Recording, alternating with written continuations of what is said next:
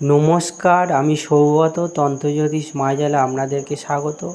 আজকের প্রাচীন শাস্ত্র থেকে এমনই একটি মন্ত্র নিয়ে এসেছি, যে মন্ত্রটি ভালো করে মুখস্থ করে এবং জপ করে সিদ্ধ করে নিলে, এই মন্ত্র দিয়ে ধারণ করলে যে কোনো ব্যক্তির শরীরে, হাতে, পায়ে, শরীরে যেখানেই খিল ধরুক বা পায়ে, হাতে, শরীরে যেখানেই টান ধরুক, এই মন্ত্র দিয়ে যদি ধারণ করা যায় এবং কিভাবে করতে হবে সেটি বলে দেবো, তাহলে অবশ্যই এই খিল ধরার সমস্যা আস্তে আস্তে 5-7 দিন এটা যদি ধারণ করা যায় তাহলে সেটি ভালো হয়ে যাবে।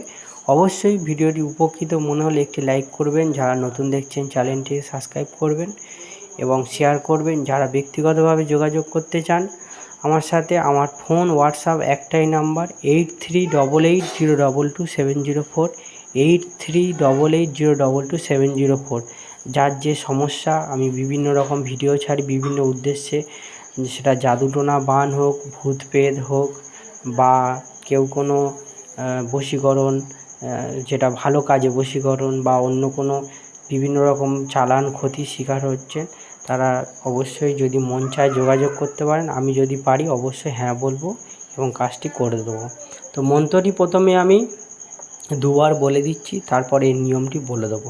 মন্ত্রটি হচ্ছে: হাতে খিল, পায়ে খিল, আর খিল জানুতে, সর্ব অঙ্গে পড়িল খিল, কে পারে রাখিতে। পারে এবং নরসিংহ মিনি সিদ্ধিগুরু, আর পারে কৃষ্ণচন্দ্র যিনি কল্পতরু। গুরুর আজ্ঞায় মন্ত্র করিয়া গ্রহণ, অমুকার অঙ্গের খিল ঝাড়ি ভক্তিযুক্ত মন। দোহাই নরসিংহ গুরুর দোহাই, কার আজ্ঞা কাউরের কামাখ্যা মার আজ্ঞা, কার আজ্ঞা হারিজি চণ্ডীর আজ্ঞা। মন্ত্রটি ধারণ করার সময় অবশ্যই অমুক জায়গায় সেই ব্যক্তির নাম অবশ্যই বলতে হবে।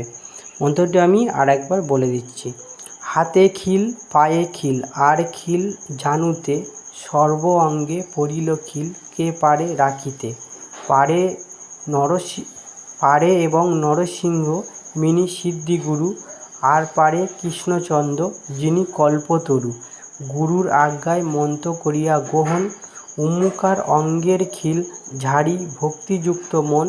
দোহাই নরসিংহ গুরুর দোহাই, কার আজ্ঞা কাউরের কামাখ্যা মার আজ্ঞা, কার আজ্ঞা হারিজি চণ্ডীর আজ্ঞা। মন্ত্রটি আমি আর একবার বলে দিচ্ছি: হাতে খিল, পায়ে খিল, আর খিল জানুতে, সর্ব অঙ্গে পড়িল খিল, কে পারে রাখিতে।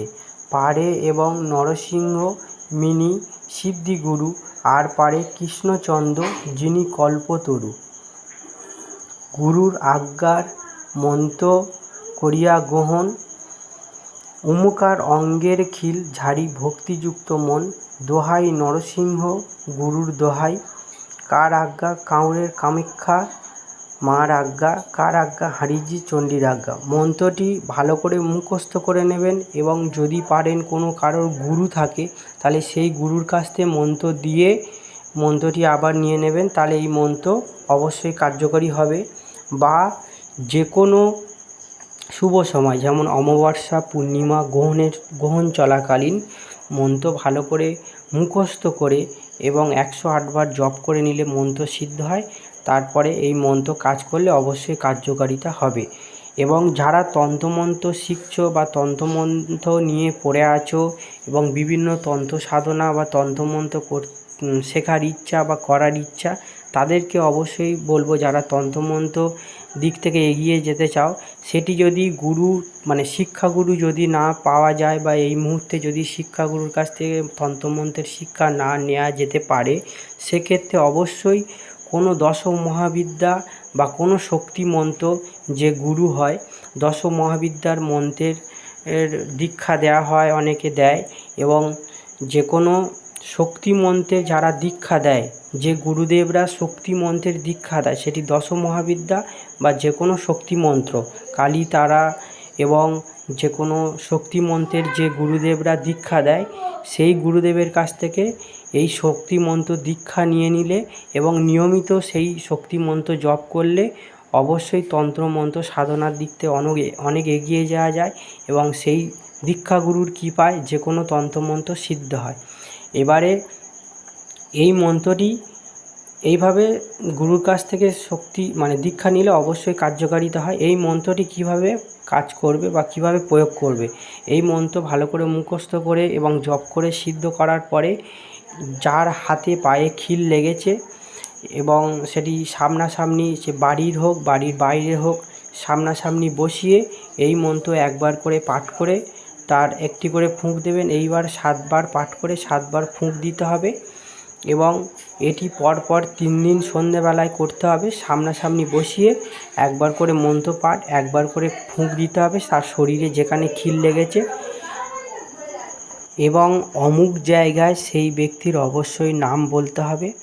এটি সামনাসামনি বসিয়ে 3 দিন সন্ধেবেলায় করে যদি নামসহ তাকে ঝাড়ন করা যায়, তার শরীরে যেখানেই খিল লেগেছে সেখানে যদি মন্ত্র বলে 7 বার বলে 7 বার ফুঁক দেওয়া যায়, তাহলে তার খিল ধরার সমস্যা সঙ্গে সঙ্গে কমে যাবে, সারা শরীরে যেখানেই খিল ধরুক।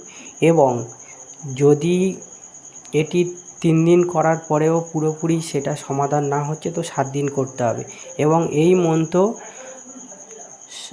এই মন্ত্র দূর থেকেও কারোর উদ্দেশ্যে করা যায়। কোনো যদি হয়তো কোনো দূরের ব্যক্তি আছে তার উদ্দেশ্য করে তার শরীরে খিল লাগে, তখন এই মন্ত্রটি সন্ধেবেলা করে ঠাকুর ঘরে বা কোনো একটি শুদ্ধ জায়গায় বসে যে ব্যক্তির দূরে খিল লাগার সমস্যা আছে, দূর থেকে তাকে ঝাড়ন করতে চাইছো, তখন এই মন্ত্র শুদ্ধ আচারে সন্ধেবেলায় করে একবার করে পাঠ করে তার নাম এবং তার মায়ের নাম দুটো অমুক জায়গায় বলে, অমুক জায়গায় অমুকের সন্তান অমুকে বলে বা অমুক জায়গায় তার নাম বলে দূর থেকে একবার পাঠ, একবার করে ফুঁক, এইভাবে 3 বার বা 7 বার পাঠ করে 7 বার যদি দূর থেকেও ফুঁক দেওয়া যায়, এইভাবে 3 দিন বা 7 দিন যদি দূর থেকে করা যায়, তাহলে তার খিল লাগার সমস্যা, হাতে পায়ে শরীরে যেখানেই খিল লাগার সমস্যা হোক সেটা আস্তে আস্তে ভালো হয়ে যাবে এবং পরবর্তীকালে এই সমস্যা দেখা দেবে না।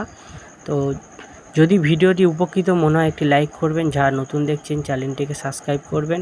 ভিডিওটি দেখার জন্য আপনাদেরকে অসংখ্য ধন্যবাদ।